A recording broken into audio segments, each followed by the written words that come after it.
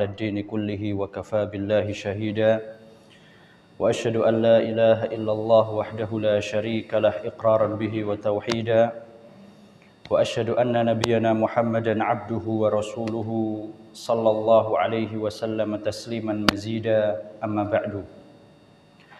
Kaum muslimin yang dirahmati Allah Subhanahu wa taala,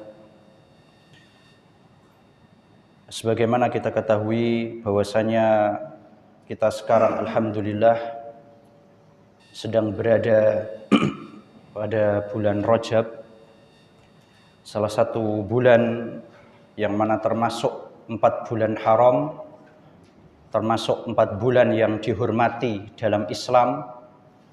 Bahkan sebelum datang Islam pun orang-orang jahiliyah, orang-orang musyrik, mereka sangat menghormati 4 bulan ini, yang mana mereka tidak melakukan peperangan pada 4 bulan ini. Begitu pula dalam Islam, sebagaimana Allah sebutkan dalam sebuah ayat menceritakan tentang 4 bulan ini. Kemudian Allah mengatakan, "Fala tadhlimu fihinna anfusakum." Maka janganlah kalian menzolimi diri kalian pada bulan-bulan ini. Yakni maksudnya janganlah kalian melakukan maksiat pada bulan-bulan ini. Maksiat hukumnya haram di waktu kapanpun dan dimanapun. Tapi ketika dilakukan di waktu-waktu yang istimewa, contohnya seperti di bulan-bulan haram ini, maka sebagaimana disebutkan oleh Abdullah bin Abbas radhiyallahu anhuma, bahwasanya maksiat yang dilakukan di bulan-bulan haram ini, maka dosanya akan lebih besar dibandingkan maksiat yang dilakukan di bulan-bulan yang lainnya. Sebagaimana ketaatan dan amal soleh yang dilakukan di bulan-bulan ini akan dilipat gandakan lebih banyak oleh Allah dibandingkan pada bulan-bulan yang lainnya. Kaum muslimin yang dirahmati Allah Subhanahu wa taala, sedikit kita berbicara tentang bulan Rajab, meskipun bukan pembahasan kita, bukan pembahasan utama kita. Yang harus kita lakukan ketika kita berada dalam bulan Rajab ini, ya, sebagaimana kita ketahui, bulan Rajab adalah suatu bulan yang terletak antara Jumadil Akhir dengan bulan Sya'ban. Ya, insyaallah sebentar lagi kita akan memasuki Ramadan. Maka hal pertama yang harus kita lakukan adalah bersyukur kepada Allah. Bersyukur kepada Allah Subhanahu wa taala, yang mana hingga detik ini Dia masih memberikan kesempatan kepada kita untuk hidup sampai bulan atau pada bulan Rajab ini. Kita bisa melihat orang-orang di sekitar kita, ya, orang-orang yang kita kenal, jangankan sampai Ramadan, mereka sampai Rajab saja umurnya tidak dipanjangkan oleh Allah Subhanahu wa taala. Maka bagi kita yang alhamdulillah sampai detik ini masih diberi kesempatan untuk hidup, marilah kita bersyukur kepada Allah dengan menggunakan waktu yang diberikan olehnya ini untuk melakukan ketaatan dan meninggalkan kemaksiatan. Kemudian juga di antara hal yang perlu kita lakukan ketika kita sudah masuk ke dalam bulan Rajab ini, marilah kita mulai pemanasan dalam melakukan ketaatan. Sebagaimana tadi sudah kita sebutkan bahwasanya tidak lama lagi kita akan berjumpa dengan bulan Ramadan. Maka sebagaimana dikatakan oleh para ulama, bulan Rajab ini ibaratnya seperti waktu untuk menanam. Salah seorang ulama yang bernama Abu Bakar Al-Balkhi rahimahullah pernah mengatakan, "Syahrul Rajabin syahruz zar'." Bulan Rajab adalah bulannya menanam. Maksudnya memulai amal soleh. Wa syahru Sya'ban syahru saqyiz zar'. Sedangkan bulan Sya'ban adalah waktunya kita menyirami tanaman kita. Wa syahru Ramadan syahru hasadiz zar'. Sedangkan bulan Ramadan adalah waktunya kita memanen tanaman kita. Maksudnya apa? Maksudnya sejak bulan Rajab kita sudah mulai berusaha untuk meningkatkan ketakwaan kita. Kemudian ketika bulan Sya'ban kita sudah bisa lebih meningkatkan lagi kualitas dan kuantitas ibadah kita. sehingga saat datang bulan Ramadan kita sudah siap lahir dan batin untuk memaksimalkan hari-hari yang mulia tersebut. Para jemaah yang dirahmati Allah Subhanahu wa taala, kemudian hal terakhir mungkin yang bisa kita manfaatkan dari bulan Rajab ini, yaitu marilah bagi kita yang masih memiliki hutang puasa Ramadan, ya, atau mungkin keluarga kita, mungkin ketika Ramadan kemarin kita ada yang safar, kita ada yang sakit, ya, atau mungkin keluarga kita ada yang datang bulan, ada yang melahirkan, menyusui atau mengandung, maka marilah sejak sekarang sudah mulai bisa dicicil hutangnya, ya. Sejak sekarang sudah bisa diqodok puasanya, ya, agar ketika masuk bulan Sya'ban ini insya Allah hutangnya mungkin sudah habis atau tinggal sedikit, sehingga ketika datang bulan Ramadan kita sudah tidak memiliki hutang puasa lagi.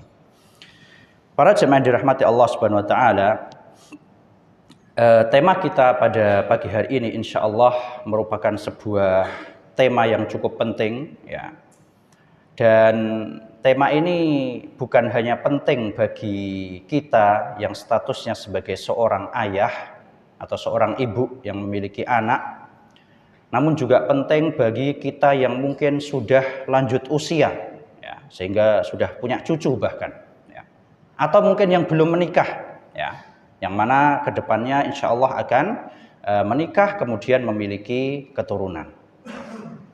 Maka memiliki keturunan yang soleh dan solihah, para jemaah dirahmati Allah, ini merupakan sebuah nikmat yang sangat besar.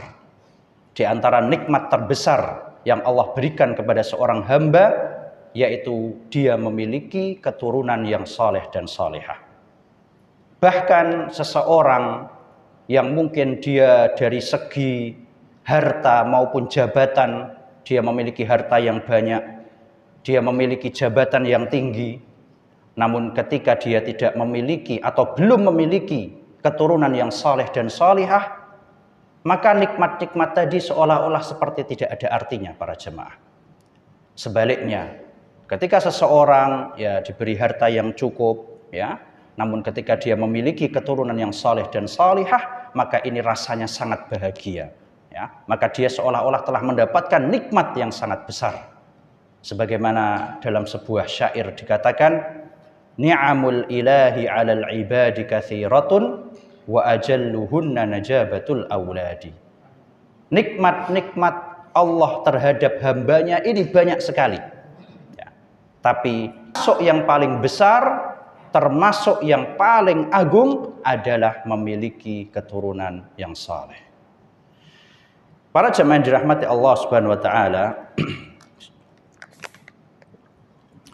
faktor utama dari kesolehan anak, ya, selain atau setelah taufik dari Allah, setelah hidayah dari Allah Subhanahu wa taala, maka faktor utamanya adalah kesolehan orang tua itu sendiri.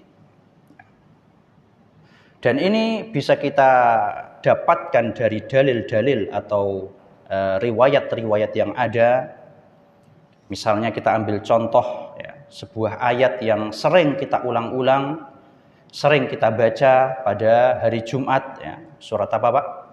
Al-Kahfi, ya.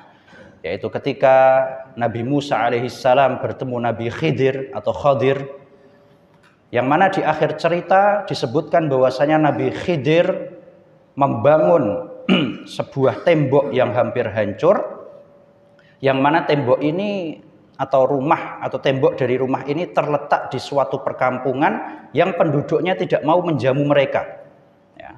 Nah, ini sebenarnya kurang adab, ya. Jadi yang namanya tamu ini wajib dijamu, ya. Tapi Nabi Musa dan Nabi Khidir oleh penduduk ini nggak dijamu, ya. Minta dijamu tapi tidak dilayani, ya. Maka Nabi Musa protes kepada Nabi Khidir, ya. Wahai Nabi Khidir, ya, minimal kamu minta upah lah. Masa kita ada capek-capek musafir, kemudian datang ke suatu tempat, minta dijamu, nggak dijamu, kok kamu malah bangun rumah gitu loh. Ya, minimal kamu minta upah lah, biar kita bisa makan. Ya. Maka Nabi Khidir menjawab, wa ammal jidaru fakana li ghulamaini yatimaini fil Madinah. Adapun tembok yang aku bangun, maka itu milik 2 anak yatim yang ada di kota ini. Wa kana tahtahu kanzul lahuma, yang mana di bawah tembok tersebut ada harta karun milik mereka. Wa kana abuhuma salihah, dan dahulu ayah mereka berdua adalah orang saleh. Ya. Ini menunjukkan bahwasanya kesalehan orang tua menjadi salah satu faktor utama terjaganya anak, ya, atau dijadikannya anak-anak tersebut dalam penjagaan Allah Subhanahu wa taala. Bahkan kalau kita lihat tafsirnya para jamaah dirahmati Allah, yang dimaksud dengan abu itu artinya apa? Abu artinya apa? Bapak, ayah, ya. Ya, kalau kita lihat tafsirnya, yang dimaksud dengan abuhuma ini adalah al-jaddu as-sabi', kakek yang ketujuh. Ya. Jadi bukan bapaknya langsung, tapi kakek yang ketujuh. Ya. Ini ibaratnya seperti perkataan sebagian masyarakat, untung 7 turunan. Ya, ternyata ada tafsirnya, Pak. Ya. Jadi yang soleh adalah kakek yang ketujuh, manfaatnya bisa dirasakan sampai 7 turunan di bawahnya. Ya. Dan kalau kita perhatikan, yang Allah sebutkan sebagai orang soleh itu bapak atau anaknya? Bapaknya. Anaknya disebut soleh atau enggak di Al-Quran? Enggak disebutkan. Ya. Yang soleh adalah bapaknya. Ya. Ini menunjukkan bahwasanya kesolehan orang tua menjadi salah satu faktor utama dijaganya anak-anak oleh Allah Subhanahu wa taala. Dan ada sebuah riwayat dari salah seorang salaf yang bernama Muhammad bin Al-Munkadir rahimahullahu taala, yang mana beliau pernah mengatakan kepada anaknya, ya bunayya, wahai anakku, innama ataltu salati min ajlika, sesungguhnya aku melamakan sholatku. Ya, ini maksudnya sholat sunnah, Pak. Ya, kalau sholat wajib harus ikut imam. Ya. Jadi sesungguhnya aku melamakan sholatku, aku memperbanyak doa dalam sholatku min ajlika, demi engkau, wahai anakku. Maksudnya apa? Bukan maksudnya riak. Ya, bukan maksudnya bapaknya pengen dipuji anaknya, tidak ada bapak seperti itu. Ya, tapi maksudnya adalah beliau memperbanyak ibadah, beliau melamakan sholatnya, beliau memperpanjang doanya dalam rangka salah satunya agar keturunannya dijadikan anak yang saleh. Ya, oleh karena itu, marilah kita sebagai orang tua, ya, sebagai kakek atau nenek, ya, atau bagi kita yang akan menjadi orang tua, apabila kita ingin mendapatkan keturunan yang saleh dan salihah, maka salah satunya adalah dengan memperbaiki diri kita masing-masing. Para jemaah yang dirahmati Allah Subhanahu wa taala, di antara hal yang penting juga, atau di antara hal yang bisa menjadi faktor kesalehan anak-anak kita, yaitu adalah mendoakan mereka. Mengapa mendoakan anak adalah suatu hal yang penting? Yang pertama, karena itu merupakan akhlaknya para nabi. Ya. Jadi di antara akhlaknya para nabi, itu mereka biasa mendoakan keturunan mereka. Kita ambil contoh, misalnya dalam surat Ibrahim ayat yang ke-35 dan 40. Ya. Jadi Nabi Ibrahim alaihissalam, ini sebagaimana Allah Subhanahu wa taala berfirman, qad kanat lakum uswatun hasanatun fi Ibrahim walladzina ma'ah. Ya. Sungguh bagi kalian ada suri tauladan yang baik pada Nabi Ibrahim dan orang-orang yang bersamanya. Benar. Ternyata Nabi Ibrahim itu benar-benar suri tauladan. Ya, sebagai suami yang baik, sebagai ayah yang baik, sebagai salah satu nabi terbaik, ulul azmi, ya. Jadi benar-benar beliau adalah teladan dalam hal ini, termasuk dalam hal mendoakan anak. Ya. Allah menceritakan tentang doa Nabi Ibrahim dalam surat Ibrahim ayat 35. Allah berfirman, Nabi Ibrahim mengatakan, Rabbi ja'al hadzal balada amina wajnubni wa baniya an na'budal asnam. Rabbi ja'al hadzal balada amina. Ya Allah, jadikanlah negeri ini negeri yang aman. Maksudnya negeri apa ini? Makkah. Ya. Tapi doa ini bisa kita pakai dan kita niatkan mendoakan negeri kita, Indonesia, para jamaah. Bagus, doa ini sangat bagus ya. Jadi Rabbi ja'al hadzal balada amina, ya Allah jadikanlah negeri ini negeri yang aman. Wajnubni wa baniya an na'budal asnam, dan jauhkanlah aku dan anak keturunanku dari menyembah berhala. Ini adalah doa untuk keturunan ya, agar dijauhkan oleh Allah dari syirik, agar keturunan kita selalu berada di dalam tauhid.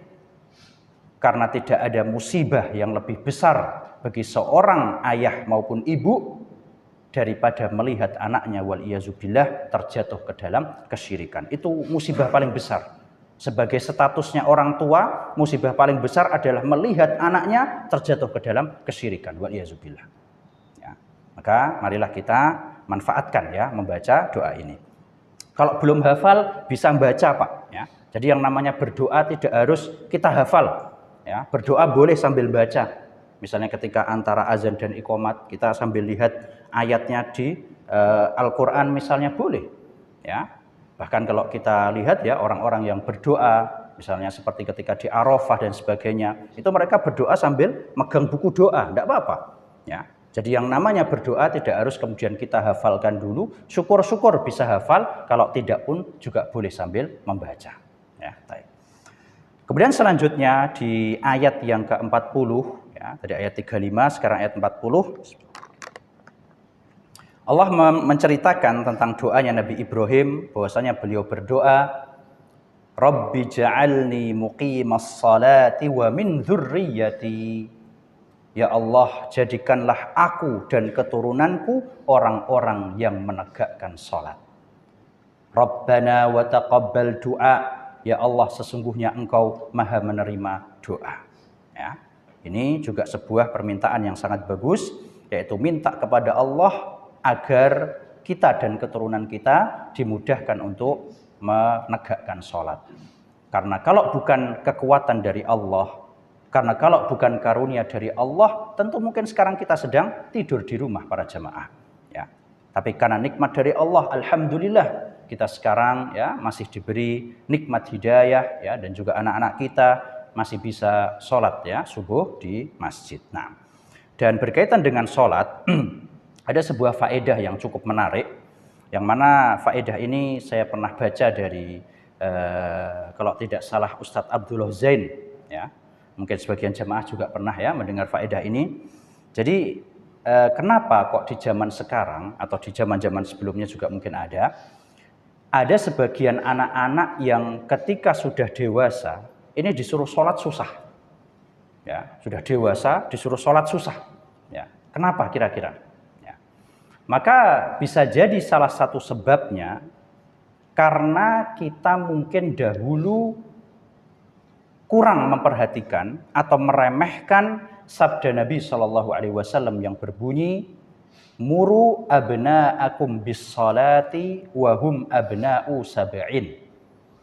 Perintahkanlah anak-anakmu untuk melakukan sholat ketika mereka berumur 7 tahun. Nah, ini kadang kita sebagai orang tua, apalagi sholat-sholat yang cukup berat ya Pak ya, subuh, isya atau asar pas mereka main, ini kadang kita kebawa perasaan. Ya, oh masih kecil, belum balik ya. Belum wajib sholat, ya udah enggak apa-apa nanti, ya pas sudah balik aja lah. Ya.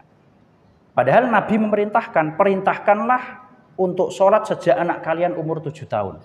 Ya. Sekarang kita tinggal muhasabah aja. Kira-kira kita sehari semalam minimal sudah nyuruh anak kita sholat 5 kali atau belum? Ya. Kalau setahun ya udah tinggal dikalikan aja. Kira-kira sudah minimal seperti itu atau belum? Ya. Nah, ini kadang sebagian orang tua kebawa perasaan, masih kecil, kasihan, bangun subuh-subuh. Ya. Perhatikan para jemaah dirahmati Allah, kewajiban kita hanya memerintahkan. Dia sholat alhamdulillah, nggak sholat, ya nggak apa-apa. Nggak sholat nggak apa-apa. Belum balik ya kan? Iya, 7 tahun Pak. Ya, 7 tahun insya Allah belum balik. Ya. Jadi kewajiban kita dalam menjawab perintah dari Nabi SAW hanya memerintahkan, Pak. Le, ayo bangun, nak, ayo bangun sholat. Bangun sholat, alhamdulillah, ya. Tapi misalnya, ya namanya anak belum balik, masih kecil, ya. Kemudian dia tidak sholat, ya ini, ya enggak apa-apa, ya enggak dosa, belum balik kok, ya. Jadi minimal kita menggugurkan kewajiban kita untuk memerintahkan anak sholat, itu minimal. Ya, mereka sholat atau tidak urusan kedua para jamaah. Ya, kita mulai dulu dari menjawab perintah Nabi SAW yang barusan kita baca. Bismillah. Kaum muslimin yang dirahmati Allah Subhanahu Wa Taala, dan kalau kita perhatikan tidak ada ya, jadi tidak ada syariat yang maksudnya sejak umur 7 tahun secara nas, secara dalil ada perintahnya kecuali sholat. Ya. Tidak ada suatu ibadah yang mana sejak umur 7 tahun atau sejak kecil kita diperintahkan nyuruh anak-anak kita untuk melakukannya kecuali sholat. Ya. Ini menunjukkan bahwasanya sholat memiliki prioritas yang sangat tinggi dalam agama kita. Nah, kemudian kita ambil contoh yang lain, misalnya dalam surat As-Saffat ayat yang ke-100. Ya. Surat As-Saffat ayat yang ke-100 ini juga doanya Nabi Ibrahim. Sekali lagi Nabi Ibrahim, ya. Beliau berdoa, Rabbi habli minas salihin. Ya Allah, berikanlah kepadaku anak-anak yang saleh. Ya, salihin, salihin itu mudzakkar. Kemarin pas saya kebetulan ngisi tentang pengajian ini, ada salah satu jamaah yang tanya, Ustadz, kalau anaknya perempuan semua bagaimana? Ya, apakah perlu kita ganti minas solihat atau bagaimana? Ya, maka jawabannya tidak perlu. Ya, kalimat minas solihin, anak-anak yang soleh, ini mencakup seluruh anak kita. Ya, mau perempuan, mau laki, insya Allah bisa pakai doa ini. Ya, baik. Para jamaah yang dirahmati Allah Subhanahu Wa Taala, dan juga salah satu contohnya, contoh yang lain seperti yang dilakukan oleh Nabi kita Shallallahu Alaihi Wasallam ketika beliau menta'awudzkan, menzikirkan Hasan dan Husain. Ya, Hasan dan Husain ini siapa? Cucunya beliau dari Fatimah radhiyallahu anha. Ya. Jadi tidak harus bapaknya secara langsung, bahkan kakeknya doakan cucunya, atau mungkin kita sebagai paman doakan keponakan kita, atau kita sebagai guru doakan murid kita, atau kepada anak yang kita nggak kenal pun ini juga diperbolehkan. Ya, nanti insya Allah kita sebutkan bentuk zikirnya Nabi SAW kepada Hasan dan Husain. Ya. Dan juga yang terakhir, misalnya seperti doanya Nabi kepada sahabat yang mulia Anas bin Malik radhiyallahu anhu. Ya, Anas bin Malik ini sejak umur 10 tahun sudah ikut Nabi SAW. Ya, ini bukan eksploitasi anak, bukan ya, tapi maksudnya adalah supaya bisa mengalap barokah kepada Nabi SAW. Jadi sama ibunya yaitu Ummu Sulaim sejak umur 10 tahun sudah dititipkan, sudah diminta jadi pembantunya Rasulullah SAW. Beliau pernah berdoa kepada Anas bin Malik radhiyallahu anhu, yaitu dengan doa Allahumma aktsir malahu wa waladahu wa barik lahu fima a'taitahu. Allahumma aktsir malahu, ya Allah perbanyaklah hartanya, wa waladahu, dan anak-anaknya. Ya, bahkan disebutkan ketika Anas bin Malik ini wafat, dihitung kurang lebih anak dan cucunya itu hampir 100. Ya, salah satu sebab keberkahan doanya Rasulullah SAW. Wa barik lahu fima a'taitahu, dan berikanlah keberkahan pada apa yang engkau berikan padanya ya Allah. Ya. Nah, doa ini bagus para jamaah. Ya. Selain kita bisa doakan anak-anak kita, ini juga bisa kita doa untuk diri kita masing-masing. Tinggal diganti domirnya ana, yang belajar bahasa Arab mungkin ya Pak ya. Gimana maksudnya? Yaitu kita rubah lafadznya menjadi Allahumma aktsir mali, ya Allah perbanyaklah hartaku, wa waladi, dan anak-anakku. Nah, ini sebagian orang ketika berdoa Allahumma aktsir mali, ya Allah perbanyaklah hartaku, semangat. Ya, pas nyebutkan wa waladi suaranya agak dipelankan. Ya, minta anak banyak agak pelan suaranya. Padahal ya enggak apa-apa, ya. Yang anak juga rezeki, Ya, anak juga rezekinya dijamin oleh Allah Subhanahu wa taala, ya. Jadi tidak usah kemudian pilih-pilih ya. Pas berdoa perbanyaklah hartaku, semangat. Pas berdoa perbanyaklah anakku, agak dipelankan suaranya ya. Baik. Allahumma aktsir mali, ya Allah perbanyaklah hartaku, wa waladi, dan anak-anakku, wa barik li fima a'taitani, dan berkahilah pada apa yang Engkau berikan padaku. Kata para ulama, kalau kita minta sesuatu yang kaitannya dengan duniawi, harta duniawi ya Pak ya, anak juga duniawi, maka jangan lupa minta keberkahan padanya. Jangan cuma Allahumma aktsir mali, ya Allah perbanyaklah hartaku, titik. Ya Allah perbanyaklah anakku, titik. Nah ini kalau nggak diberkahi ya sama aja, malah khawatirnya bisa jadi musibah. Ya. Jadi kalau kita minta sesuatu yang berkaitan dengan duniawi, ini jangan lupa dibarengi dengan minta keberkahan pada sesuatu tersebut. Para jemaah yang dirahmati Allah Subhanahu wa taala. Kemudian selanjutnya, kenapa kok kita perlu mendoakan anak-anak kita? Karena yang namanya doa orang tua ini adalah sebuah senjata rahasia. Kenapa saya katakan senjata rahasia? Karena doa orang tua, dia adalah doa yang mustajab. Ya. Entah itu untuk kebaikan si anak, maupun sebaliknya, waliyazubillah, untuk keburukan si anak. Insya Allah nanti di akhir pembahasan, ya, jika ada waktu, kita bahas sedikit tentang doa buruknya orang tua. Ya. Apakah doa buruknya orang tua itu mesti mustajab terus atau bagaimana? Nah, jadi ini merupakan sebuah senjata rahasia yang kita miliki sebagai orang tua, para jemaah dirahmati Allah. Dalam sebuah hadis Rasulullah SAW pernah bersabda, "Thalathu da'awatin mustajabatin la syakka fihinna." Ada 3 doa yang mustajab yang tidak diragukan lagi. Yang pertama adalah da'watul walid, doanya orang tua. Wa da'watul musafir, dan doanya orang yang safar. Wa da'watul mazlum, dan doanya orang yang terzolimi. Oleh karena itu, marilah kita manfaatkan kesempatan ini sebagai orang tua, ya, kita doakan anak-anak kita terutama di waktu-waktu yang mustajab. Nah, para jemaah yang dirahmati Allah Subhanahu wa taala, kemudian hal yang selanjutnya, kenapa kok kita perlu mendoakan anak-anak kita? Karena orang tua yang mendoakan anaknya, ini seolah-olah dia menampakkan ketidakberdayaan dia di hadapan Allah Subhanahu wa taala. Orang tua yang mendoakan anaknya, dia seolah-olah telah menyerahkan segala perkaranya kepada Allah. Ya Allah, bantulah aku untuk mendidik anakku. Bantulah aku untuk menjaga anakku. Ya, ini menampakkan di hadapan Allah kalau kita adalah hamba yang membutuhkan, hamba yang lemah. Kita butuh kepada pertolongan Allah Subhanahu wa taala. Ya.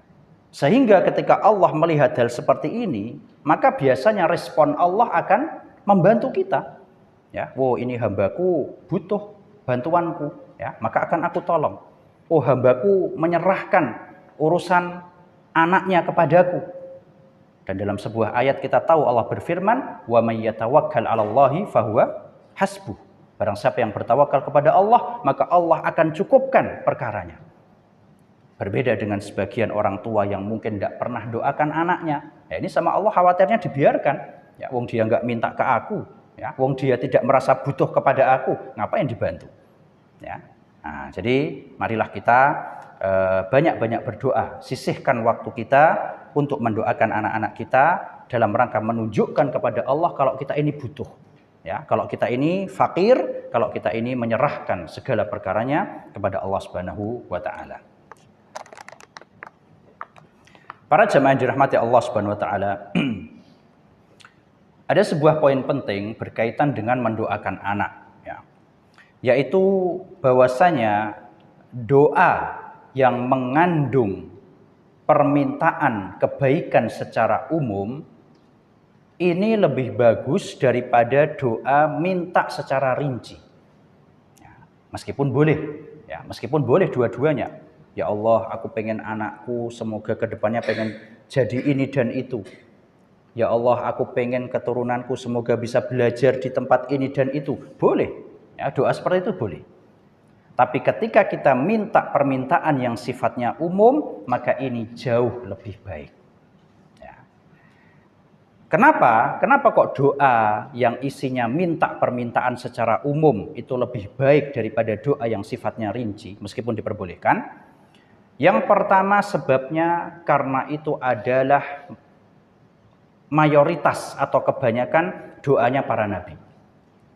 Jadi kalau kita lihat para jemaah dirahmati Allah, doanya para nabi ini biasanya minta kebaikan secara umum.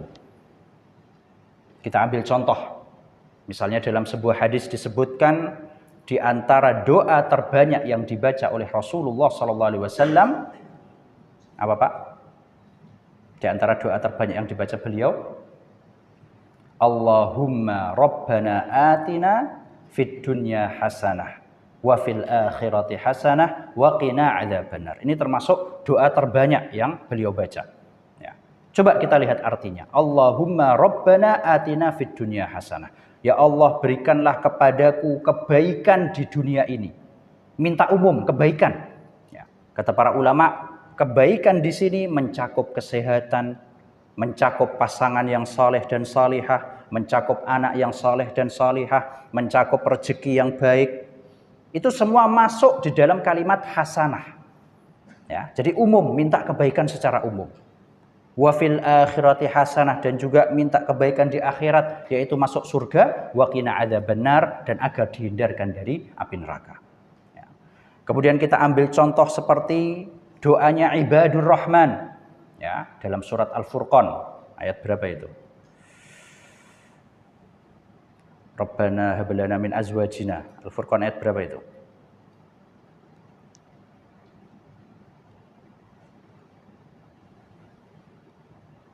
Al-Furqan ayat 74. Ya, Al-Furqan ayat 74, di antara doanya ibadur rahman, hamba-hamba Allah, Rabbana hab lana min azwajina wa dzurriyyatina qurrata a'yun.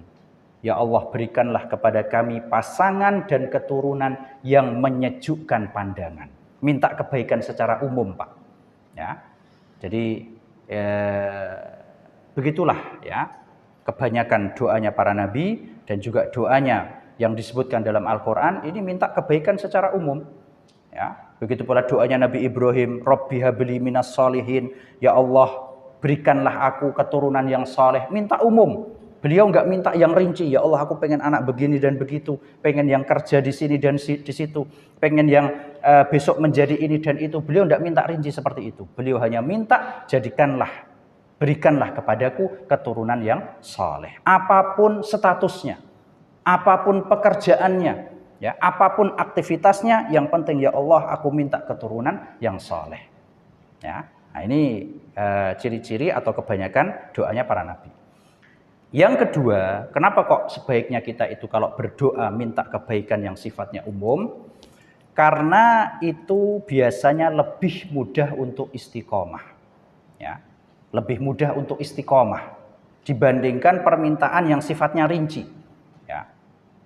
Biasanya permintaan yang sifatnya rinci ini paling bertahan ya mungkin 1 tahun, 2 tahun. Ketika hajatnya sudah selesai ya sudah, nggak berdoa lagi. Tapi permintaan-permintaan yang sifatnya umum, minta kebaikan secara umum, ini biasanya kita berdoanya lebih lama para jemaah. Ya, Rabbana atina fid dunya hasanah berapa kali kita ucapkan sejak kita hafal doa itu. Ya, ini lebih membantu untuk istiqomah. Dan kita tahu dalam sebuah hadis Rasulullah SAW bersabda, ahabbul a'mali ilallahi adwamuha wa in qalla. Amalan yang paling dicintai Allah adalah yang konsisten, yang istiqomah meskipun sedikit. Ya. Kemudian yang selanjutnya, yang terakhir, kenapa kok sebaiknya kita berdoa, minta doa atau minta permintaan yang sifatnya umum, minta kebaikan yang umum? Karena ini menunjukkan ketawakalan kita kepada Allah. Ya. Ini menunjukkan betapa besarnya kita menyerahkan segala sesuatunya kepada Allah. Ya. Jadi seolah-olah kita berdoa, ya Allah, aku serahkan urusan anakku kepadamu.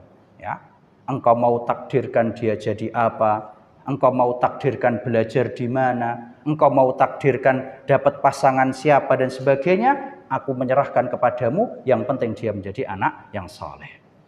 Ya, beda kalau mintanya rinci. Ya, ini rinci kadang ya Pak ya, kadang kalau kita berdoa dengan sesuatu yang rinci, kemudian qadarallah ternyata sama Allah ditakdirkan mendapatkan yang lain, ini minimal dalam hati kadang ada rasa ya agak sedikit kurang nyaman.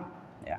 Wah, ini aku sudah berdoa setiap malam, aku sudah bangun sepertiga malam, aku sudah berdoa setiap Jumat sore biar anakku jadi ini dan itu, tapi kok sampai sekarang belum dikabulkan. Wah, ini khawatirnya ada perasaan seperti itu.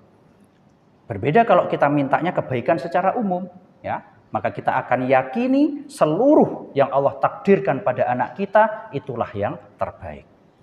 Ya, nah ini manfaat dari kita meminta doa kebaikan yang sifatnya umum. Para jemaah yang dirahmati Allah Subhanahu wa taala,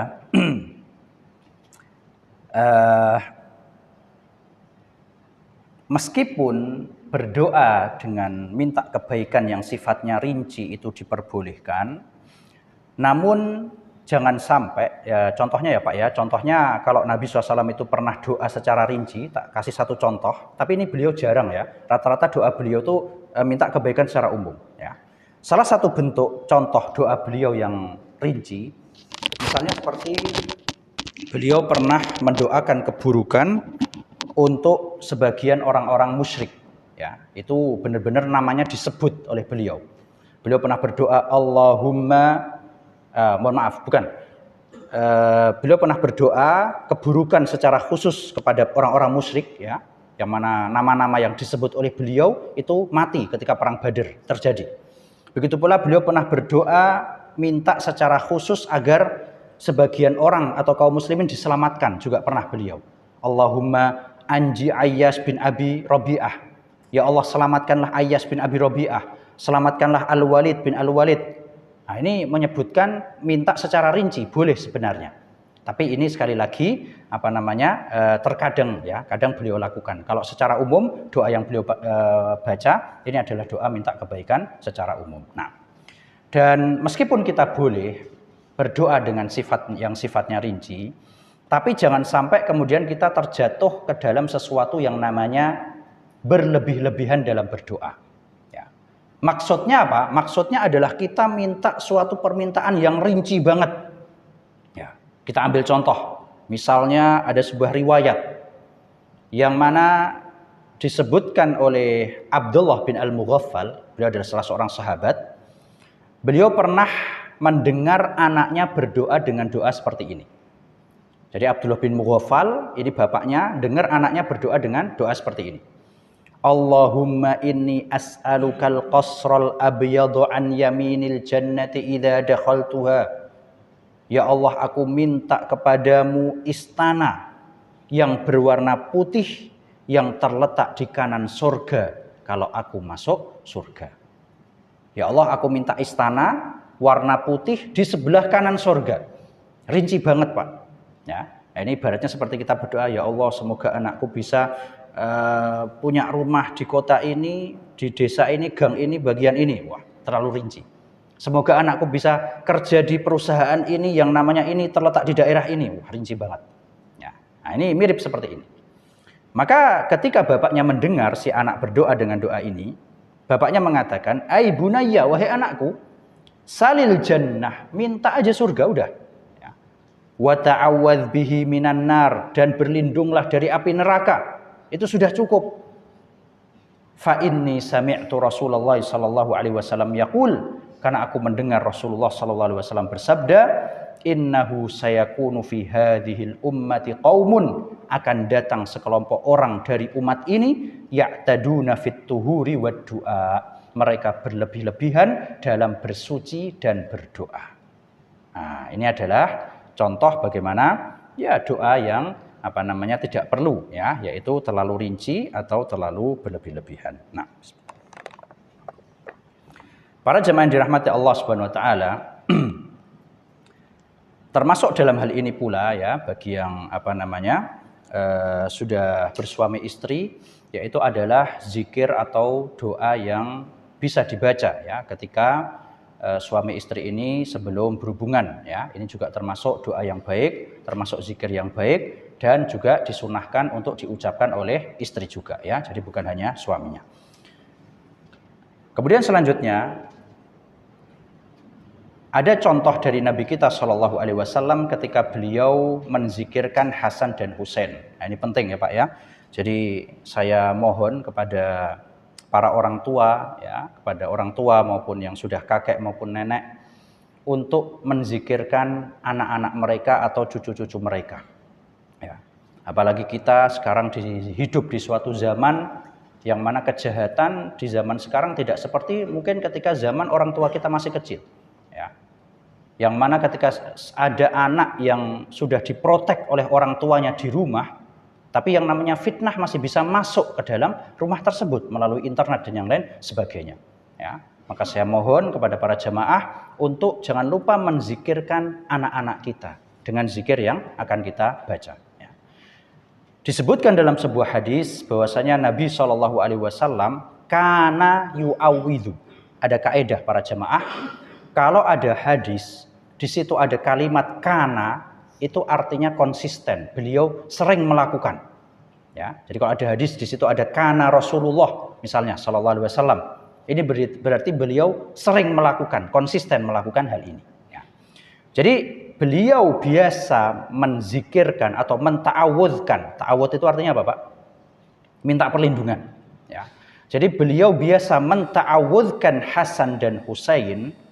Pertanyaannya, kenapa kok anak kecil perlu dizikirkan? Kenapa kok anak kecil perlu dizikirkan sedangkan orang dewasa ya udah bisa semua, enggak perlu. Kira-kira kenapa Pak?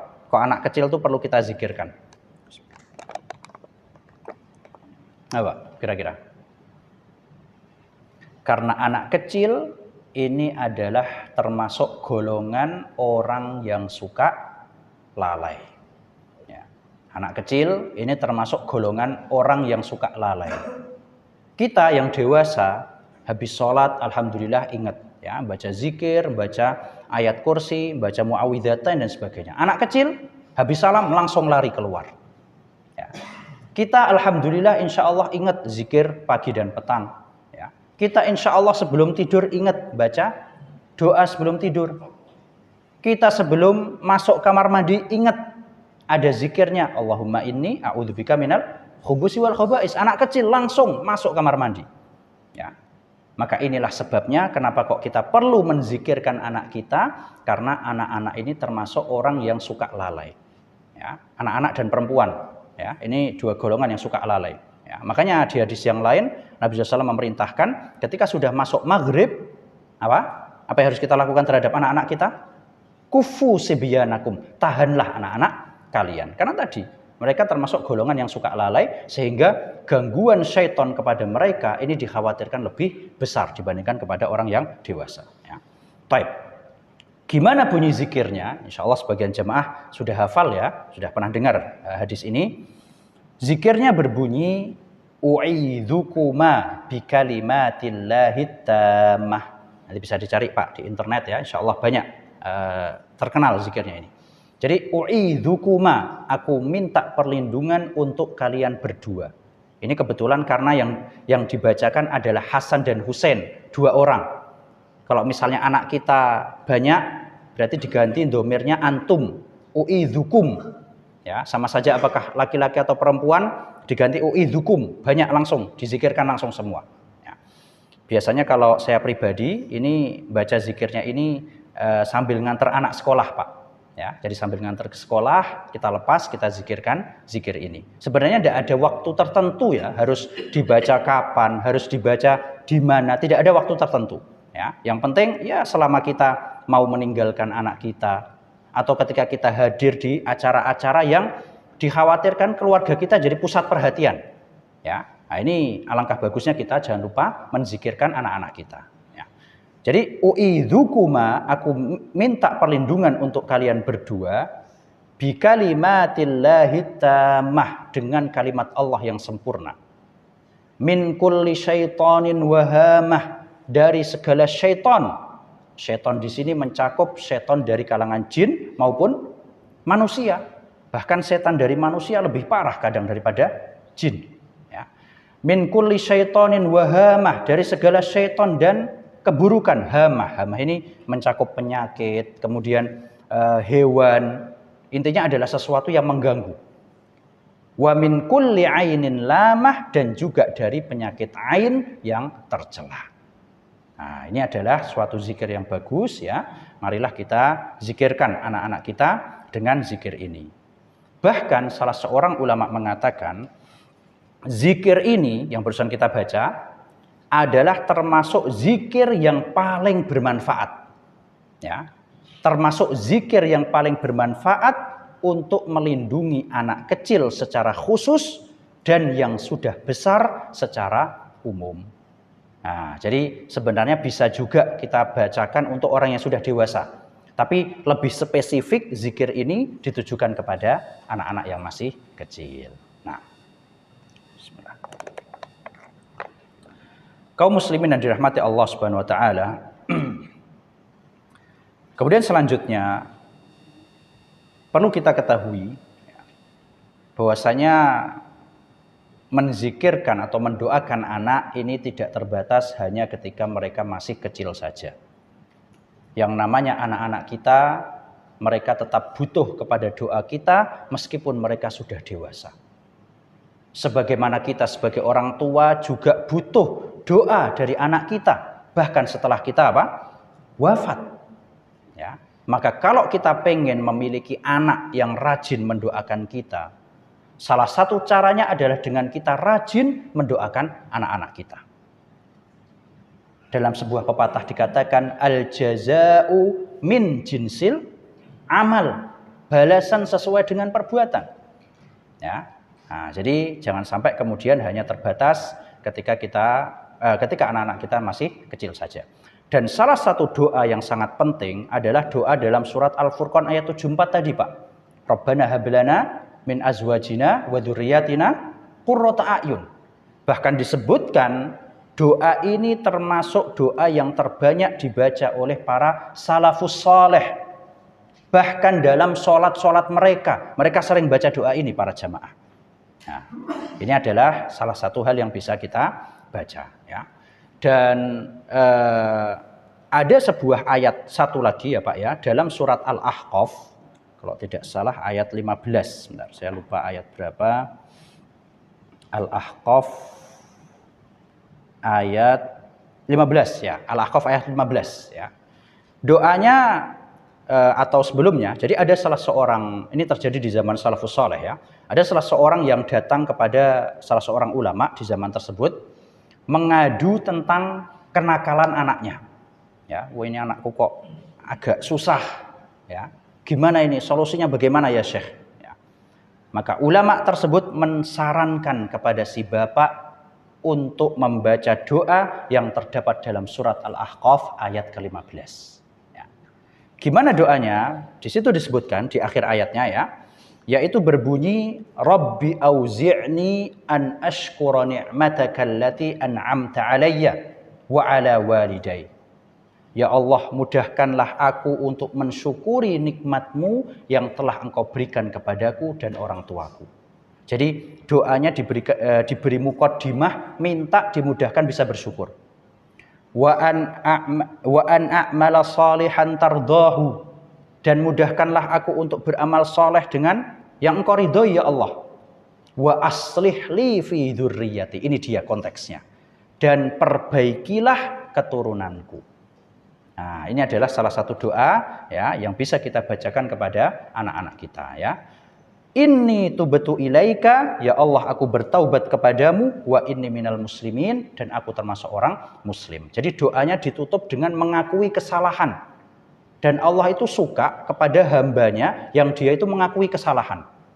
Nah, ini adalah doa yang sangat bagus ya, yang mana mengandung permintaan agar anak-anak diperbaiki dan juga ditutup dengan taubat. Dan juga para jemaah dirahmati Allah, kalau misalnya kita sudah berdoa, kita sudah berusaha menjadi orang tua yang soleh, ternyata Qadarullah mungkin kita diuji dengan ya mungkin anaknya belum seperti yang kita harapkan.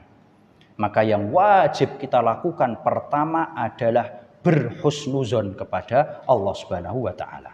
Ya, jangan pernah bersuuzon. Ya, ini aku udah berdoa tapi kok anakku belum soleh-soleh. Nah ini malah yang menjadikan nggak soleh karena kita ngeluh seperti itu. Namanya apa? Istijal, terburu-buru. Ya, tapi husnuzon kepada Allah. Betapa banyak anak-anak yang mereka menjadi soleh setelah orang tuanya wafat. Bahkan mereka melakukan amal-amal kebaikan yang menutupi keburukan mereka yang telah lalu. Gak ada yang tahu para jamaah. Ya, jadi marilah kita tetap semangat ya, banyak doa kepada anak kita. Terakhir, para jemaah dirahmati Allah, kita tutup dengan pembahasan doa buruk untuk anak. Ya, ini termasuk suatu hal yang cukup menarik ya, maksudnya fenomena yang ya memprihatinkan. Ya, saya pernah ngisi pengajian, kurang lebih temanya seperti ini. Salah satu pertanyaan atau di antara pertanyaan yang banyak masuk itu pertanyaan dari ibu-ibu.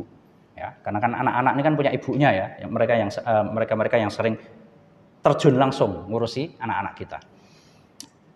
Ada cukup banyak pertanyaan dari ibu-ibu yang narasinya berbunyi, Ustadz, apakah ada kafaroh dari ucapan buruk yang dulu pernah terlontar dari mulut kita kepada anak kita?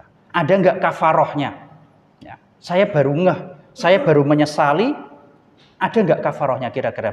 Biar perkataan atau doa mungkin yang keceplosan dulu ini hilang gitu loh. Ya.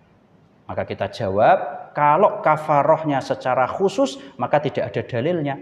Ya, tidak ada kafarohnya. Barang siapa yang pernah mendoakan buruk anaknya, hendaknya dia melakukan dan ini dan itu, tidak ada. Ya. Tapi dengan kita memperbanyak doa baik kepada mereka, insya Allah ini bisa menghilangkan efek perkataan buruk yang dulu pernah keceplosan dari mulut kita.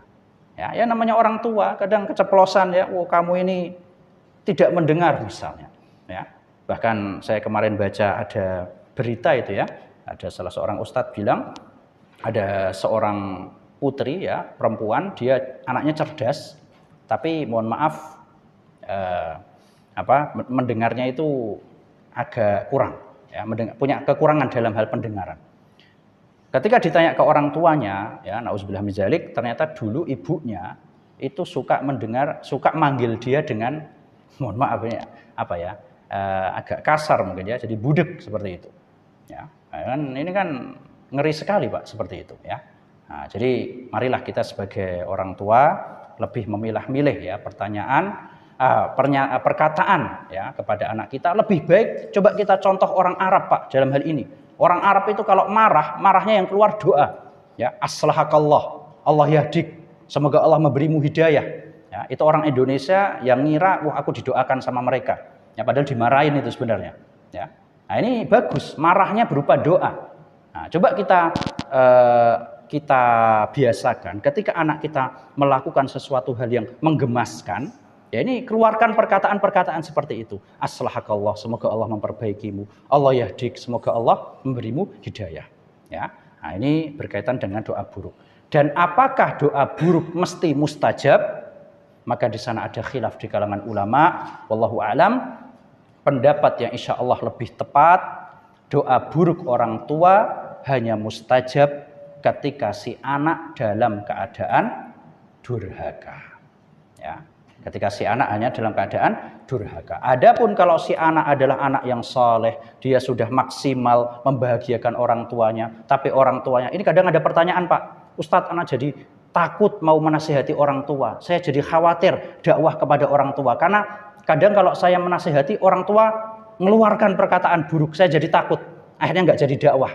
Ya, maka kita katakan doa buruk orang tua, insya Allah menurut pendapat yang lebih tepat, dia mustajabnya ketika si anak dalam keadaan apa? Durhaka. Ya, jadi demikian insya Allah yang dapat disampaikan ya pada pagi hari ini. Cukup Pak insya Allah ya. Tadi yang mau ditanyakan atau belum jelas?